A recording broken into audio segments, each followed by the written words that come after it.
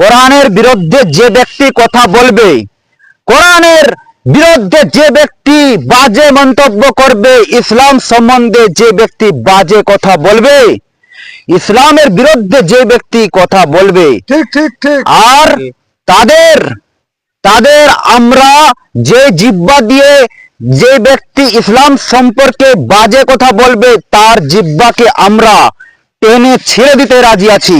ঠিক ঠিক তবু আমরা ইসলামের জন্য নিজের জীবনও দিতে রাজি আছি। তবু আমরা কোরআনের অপমান আমরা কখনো কখনো আমরা বরদাস্ত করতে পারবো না।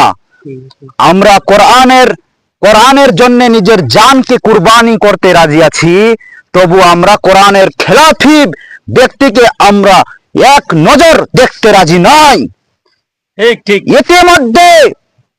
ইতিমধ্যে আপনারা দেখতে পাচ্ছেন, উপরে লোকটিকে দেখতে পাচ্ছেন, সেই ব্যক্তি কোরআনের বিরুদ্ধে কোরআনের খিলাফি কথা বলেছে।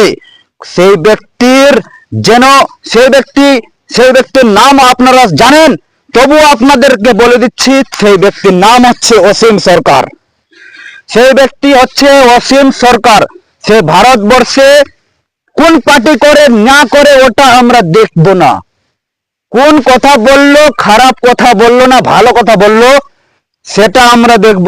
কোরআনের বিরুদ্ধে কথা বলবে, আমরা মুসলমান আমরা চুপ হয়ে বসে থাকবো? আমরা সেই মুসলমান নই। আমরা ইসলামের জন্য নিজের জীবন দিতে রাজি আছি। তবুও আমরা কোরআনের অপমান আমরা কখনো সহ্য করতে পারবো না মুসলমান। তাই এই ভিডিওটি আপনার দর্শক যারা ভিডিওটি দেখছেন লাইভ করে দেবে, বেশি বেশি করে শেয়ার করুন।